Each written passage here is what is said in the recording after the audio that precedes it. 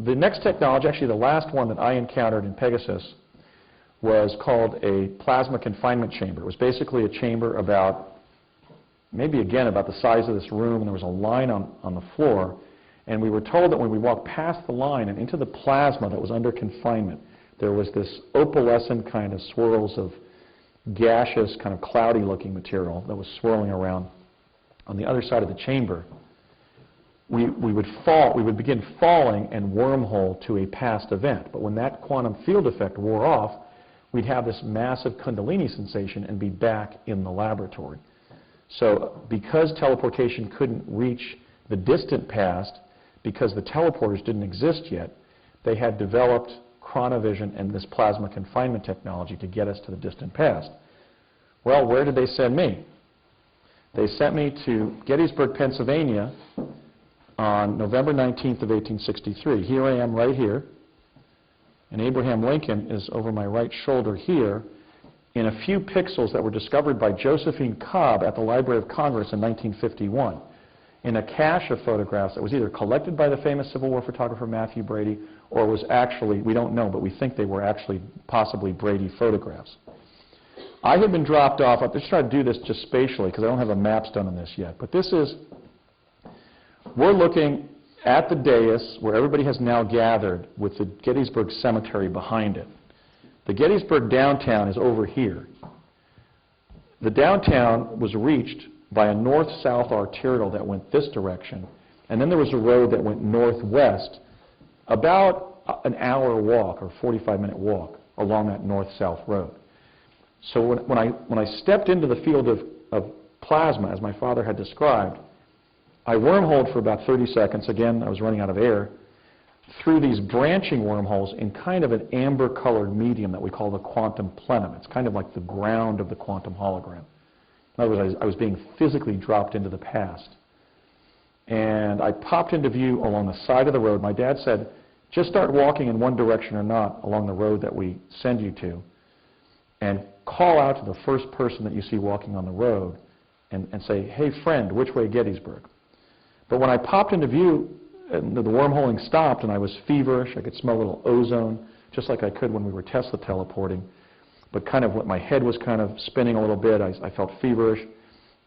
I pop into view and I realized that my hat, both of my shoes and one of my socks was wrenched off in the wormholing because of the turbulence involved, because of the ferocity of the wormholing.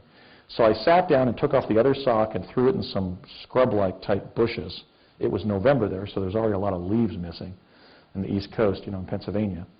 I then started walking along this well-trammeled dirt road. It must have been trammeled by the Union or Confederate troops. I saw a very tall and gaunt, maybe 19-year-old Union soldier, private, walking along the road, and I yelled out, hey friend, which way Gettysburg? And he stopped in his tracks, squared off his shoulders in the direction we were both walking, and went like this, which I thought was pretty, good show of courtesy. I then walked for about 45 minutes down that north side road, maybe a half hour, seeing farmhouses and homes, farm home buildings and barns and things like this. I'm thinking, am I really going to find Gettysburg here? And it was cold. It was foggy at first, and then the fog was starting to wear off as I'm walking, but it was still very cold, so that by the time I got into Gettysburg, my teeth were chattering. And I went up into what must have been the downtown area, but all it was is you'd have 2 or 3 or 5 shops as common elements of the same building, and then a wooden sidewalk in front of those shops, and then the sidewalk would end. So again, dirt with the wooden sidewalks like I had encountered near Ford's Theater, or outside of Ford's Theater. I'm looking through the window, and let's see if we can jump ahead here a little bit. Yeah, I'm going to jump ahead just for the heck of it here. I'm jumping through, I'm looking through the window, and I hear this man walk up onto the wooden sidewalk, and he's about 70 years old. He had kind of a sour expression, almost like a mean look. And he was limping like this, like he had been shot in the hip, like really limping, even making noise limping as he walked across the sidewalk. And he said, boy, what are you doing out in this cold weather this morning? You're going to catch your grip, son. Let me take you inside and get you a jacket. I'll get you some shoes, get you warm, or something to that effect. But basically, He told me I was going to catch my grip if I stayed out in the cold with chattering teeth. And so he pulled out one of those skeleton keys. So he had access to the millinery shop, which is some men's accessories, hats, shoes, ties, walking stick, gloves, socks, and so forth. And he helped me. He voluntarily helped me. As I said, he had a key to the shop. He took me right to the back of the shop, and he took the biggest, most weathered civilian street shoes off of the shelf of used shoes on the back of the shop. Not with the fancy hats and ties and stick pins and all that stuff in the front. This was the used shoe rack at the back of the shop. And he was, just like he was, a modern, person working in a shoe store, he basically was shoving packing paper into the front of the shoes and fitting my foot inside the shoe. And he gave me shoes. That's the first thing he focused on was shoes, even though my teeth were chattering and I clearly needed a jacket. He then took me into the storeroom behind the main floor of the shop and quickly reached into the stack of coats and pulled out a relatively small Union winter parka. I think it was probably the medium size for that generation of adult men. And it fit perfectly as a taller, more corpulent 10-year-old from 1972. He then said, "Oh, that fits perfectly. Sorry about the shoes," or something. And he then said, "Well, young man, I've helped you as much as I can. The President of the United States is going to be here today, and I've got a speech to go to." And he hobbled out of the shop. Actually, I missed a point of this, which was the woman who apparently owned the millinery shop, and I haven't done any research on her, so I'm mentioning this woman intentionally. What would seem to be the proprietress of the shop came in and challenged why he was helping me. But as they were conversing, I had this quantum fluctuation where everything was speeding up and then slowing down. And I heard nothing of what she said to him, although I think she was saying, what are you doing giving our stuff away to this young, street urchin? She probably said to this carpetbagger or whatever. Because I was dressed as a Union Bugle Boy, had been outfitted in the jersey and pants and shoes and hat, not the bugle. And I said, "Well, are you going to give me a trumpet?" And she said, "No, your file says you play saxophone, right?" "Well, I'm not going to give you a trumpet because if we give you a trumpet, first of all, it's metal, and we don't want that going with you because of what might happen to the metal. But also, somebody might ask you to play your bugle, and you're not going to be able to. So we're not going to give you a bugle. Tell them you lost it during a battle if you're challenged about why you don't have a bugle."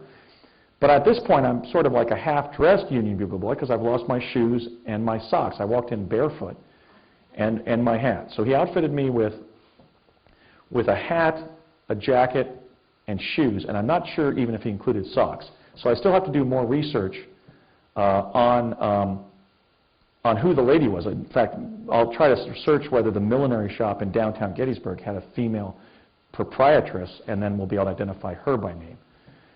I talked about the fact that this guy was 70 years old, that he had a sour expression, that he was limping from a recent wound to his hip, that he voluntarily helped me, that he went right into the shop with a skeleton key in that men's clothing store and right to the shoes before I found out who he was. He was a man by the name of John Lawrence Burns, who was born in 1793, 70 years before 1863. He had a characteristic sour expression, just I guess as a result of having a hard life, a kind of a rugged, fixed kind of grimace on his face, as you can see in this and other pictures. Not that bad, but it's definitely a character trait. And he had been shot after volunteering into the Union Army when the Battle of Gettysburg swept past his town. He picked up his gun, which we can see here, and was shot by Confederate forces in the hip, and was then surrendered under a flag of surrender to Union forces and went back to his life as a civilian. Well, when I encountered him 4 months later, you've got a 70-year-old recovering from a musket ball shot to the hip. Guess what? He was limping. But where had he left his crutches? Well, back at his house. Where was his house? This gentleman who I had already talked about, it's like 8:15 in the morning in Gettysburg on November 19th of 1863. He actually leapt onto the wooden sidewalk like he had just walked down the street from his house and was confronting me at the millinery shop where he sold shoes. Well, John Lawrence Burns' house was 2 blocks from the downtown business district of Gettysburg. And we're talking those small Pennsylvania rural blocks. So he had actually come like 150 feet from his house to the millinery shop. That was his domain, because what was he professionally? A cobbler. Now, I had talked about all these elements, even describing his physical appearance, before I found him in the historical database. Who was he? He was one of the first volunteers to the War of 1812 in his late teens, and one of the only civilian Pennsylvanians who had volunteered his service at age 69 back in July of 1863 into the Battle of Gettysburg. So I'm just jumping forward in terms of using this to show sort of the internested facts that I'm not creative enough to make up. Okay? And this is one of the good proofs, because while Abraham Lincoln was a prominent historical personage, John Lawrence Burns wasn't. I mean, he's clearly enough in the Civil War literature to be searchable, but he's a relatively obscure historical figure. I don't even think they've made a U.S. postage stamp around him. Okay, so now I'm going to bring Brett back on, because Brett and I are very dissimilar individuals. I mean, we were raised in that same kind of intelligence community background because of our father's work. But I'm very verbal, and Brett's very conceptual. I'm very, social science, and he's very gifted in math and science. But the remarkable thing is that even though I prided myself on my own ability to remember very obscure details, it is in fact Brett's corroboration of key facts that to me utterly established that we were in the training and the Mars visitation together. So if we could go to the next slide and bring Brett up. I can follow my slides here from my computer, so if you want to bring Brett up live again.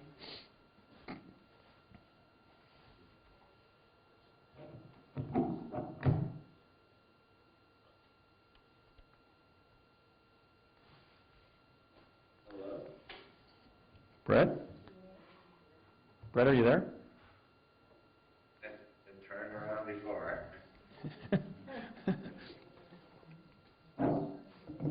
Brett, I was just telling them how superb your memory is, and how you factually corroborated so much of what I didn't remember. But then because of my memory skills, we were able to compare notes, and that you did go back and corroborate a lot of my account, and providing a great deal of depth in terms of the additional information. So the first thing, so I have a set of slides in my PowerPoint. The audience isn't watching that, they're looking at you, but I just want to go through these facts that you corroborated. You and I agree that fact one, we know the identity of literally 9 people in the room now, 5 young people and 5 adults or mid-career professionals. So can you tell me, could you just go through those individuals and tell me who you remember and are able to identify as being in the room during Ed Dames' lectures, including Major Dames himself? Well, including Major Ed Dames, my father, Thomas J. Stillings, was present. Right. Regina Dugan, who is the head of DARPA, current head of DARPA. Barry Soetoro, who is now the President of the United States. A relative of his, there was actually 2 sets of people. Another person on about 5 days later took her place, or sat in to give him to get him someplace right after the thing. There was something about that he had to get someplace, and he couldn't drive, or had to have the car taken back or something.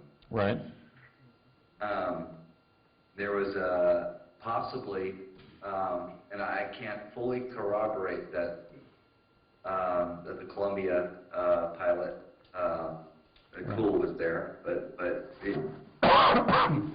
photos of him as a kid are striking. Yeah. To say the least, and exactly what I remember. If we already covered Raymond F. Basiago. Right. And yourself were all present on multiple days. There were a couple mystery people, and there was actually who I feel was a mystery person that was keeping tabs on me.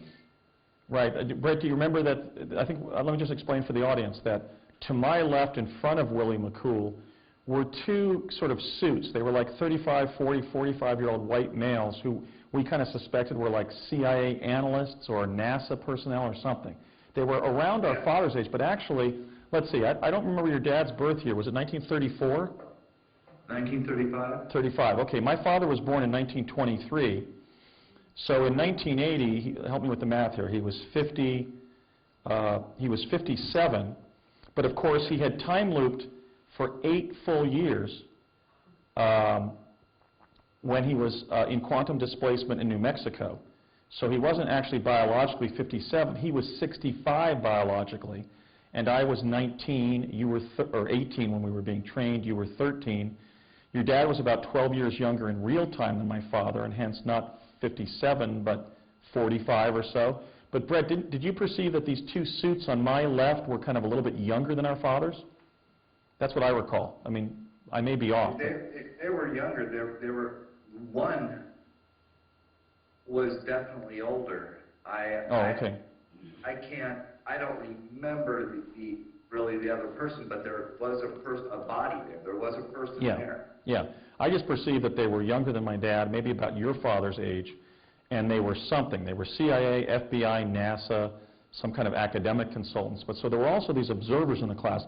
But let me just recap the fact that Brett and I, as two individuals with no history of criminal wrongdoing, lying, alcoholism, drug use, or whatever, have corroborated 5 of the young people in class and 4 of the adults, and agree about the apparent social status of some of the other people in class whose involvement was never explained to us. But in terms of the young people, we agree that in addition to myself and Brett, there was Barack Obama, then named Barry Soetoro, Regina Elvira Dugan, and probably William Cameron McCool, who went on to be the pilot of the Columbia.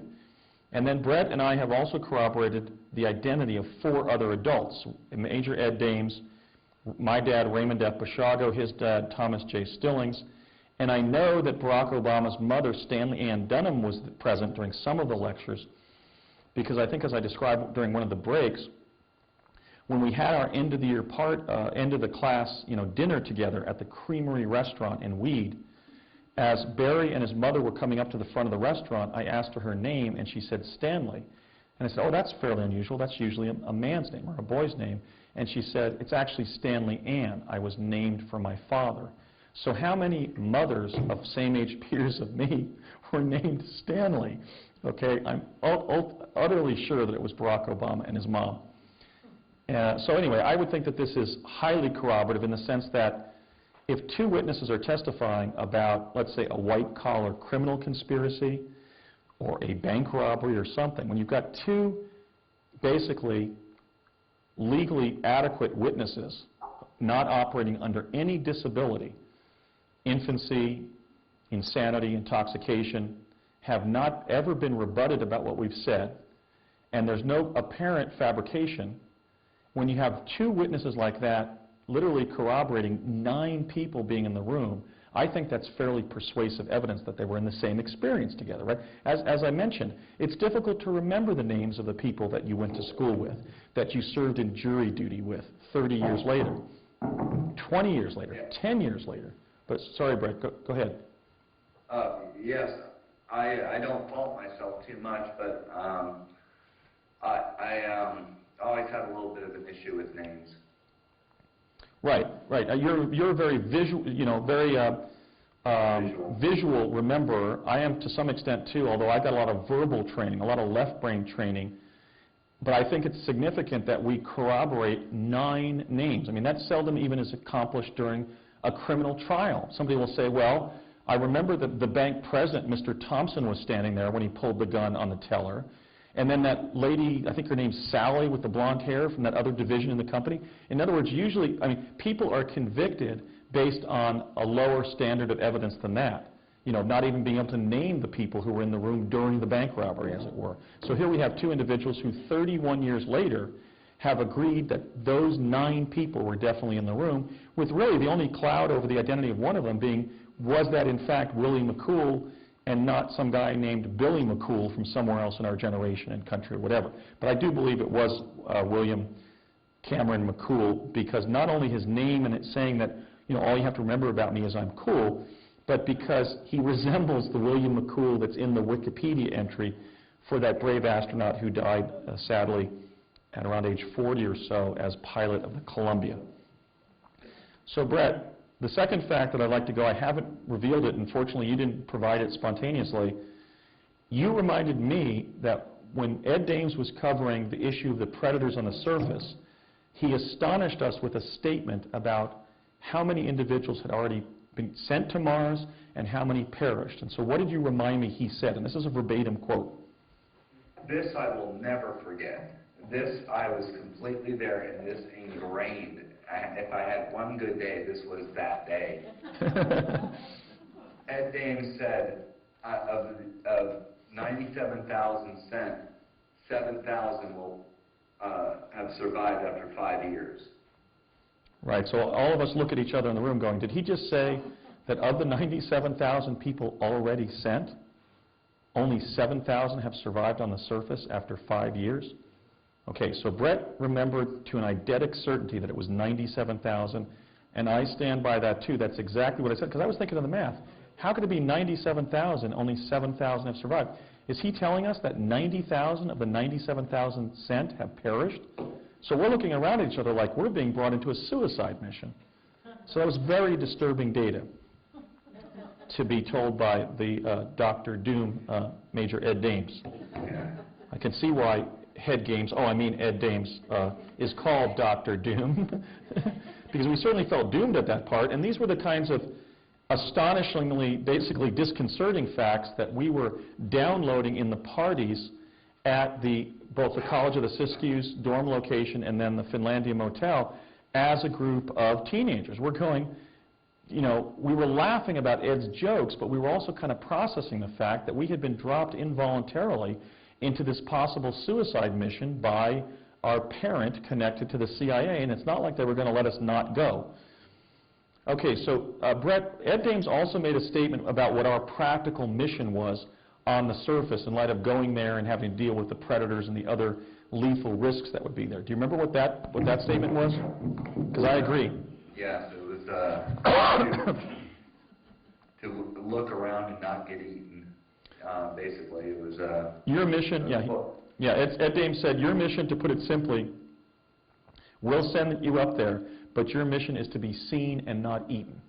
That's right. And so we remembered that after 31 years as one of the statements. Hi. Hi. I have two questions. First of all, what is our outlook for the future on this particular timeline we're on? And second, how do we change the timeline to a different timeline? Okay, very good question. When we took the Advanced Chronovisor probe from ITT Defense Communications in Nutley, New Jersey, and I know it was the first Friday in November of '71. I looked, and it was November 5th of 1971. We were dressed in specialized equipment to protect us, a crystal helmet, a titanium-covered sort of space suit, and they turned the device on, and we disappeared from the stage. My father was watching. We traveled for about a half hour to 2013 through the sort of the quantum plenum again, and we were trained that when we felt 3 pulses, we should look quickly to our left and our right, and what I saw below me was the U.S. Supreme Court building underwater. I was in the water, and it was deeper, so it was like diving on a marine artifact of the U.S. Supreme Court building after a major catastrophe. We were then brought back. I was disrobed from the suit. They actually poured my boots out on the stage. I don't know whether that was water that had infiltrated from where they sent me. I don't think so. It may have just been perspiration from the heat of the device. On that timeline in 2013, in that probe to the future, the U.S. East Coast was inundated. So there was some kind of catastrophic event. A meteor strike, a limited nuclear war, global warming going critical, or even that 100 million tons of rock that's sitting over on the island of Las Palmas in the Canary Islands. And if that calves off and plops into the Atlantic, we're going to be hit by a 2,000-foot tidal wave traveling at 600 miles per hour. Okay, the East Coast is. So we have to be mindful of the negative futures that were modeled or visited in Pegasus. But that is contradicted by the fact that when they physically sent me forward in time, not just through physio-virtual time travel, but they physically sent me through the Stargate at Cerritos in '72 to pick up the microfilmed summaries of future events, 2045 was totally functional, and there had not been a catastrophe, at least in the Southwest, because I believe we were being sent to a Southwest location. So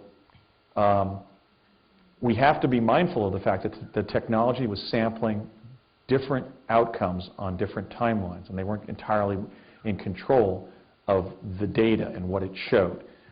So my point there is, nonetheless, they've spent trillions of dollars developing a continuity of government system in the American Southwest, so they know that at least on one major timeline that there could be such an event.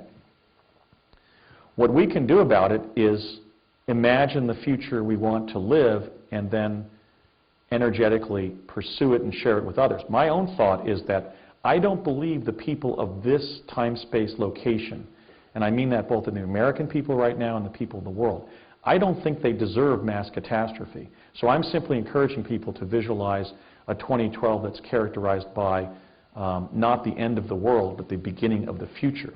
So I think we can just imagine the future we want, as much as possible, imagine the future that we want to inhabit. But my own personal conviction is that that data from 2013 was from another timeline, because if you think of most people on the planet right now, I think they're pretty nice people, and I don't think they deserve such a 2012. The last question I have is then, if there's a different timeline, then there's potentially different people on that timeline than there are on this timeline. Different people? Yeah, maybe people who have passed, people who are coming. I mean. Yeah, and we don't know what karmic lessons needed to. We don't know what higher forces are at work betwixt and between different timelines. So in fact, that goes to my point that I don't think on this timeline experiencing a planetary catastrophe that would inundate the east coast of the United States by 100 feet of water is a karmic lesson that this group of human beings needs to learn. I just don't get that impression. So we can change the future by dreaming it. Not only dreaming it, but also by continuing to be positive, constructive people, because, I mean, just philosophically speaking, I mean, the book of Isaiah suggests that people get what they deserve. So if we basically comport ourselves in a way in which we're not in a generation that doesn't deserve to see mass catastrophe, there may be an ethical dimension too, where we're good enough people and we end up not having to learn the karmic lessons of whatever that catastrophe was that was seen in that, the results of which were seen in that particular chronovisor probe. So I think it's pretty complex. It's what we apprehend of the future. It's based on living good lives, and also just recognizing that just because it was seen on one timeline doesn't mean we have to become obsessed by the negativity of that, because if we do, we may in fact end up implementing some of these things that were seen from other timelines by giving it too much energy. Thank you.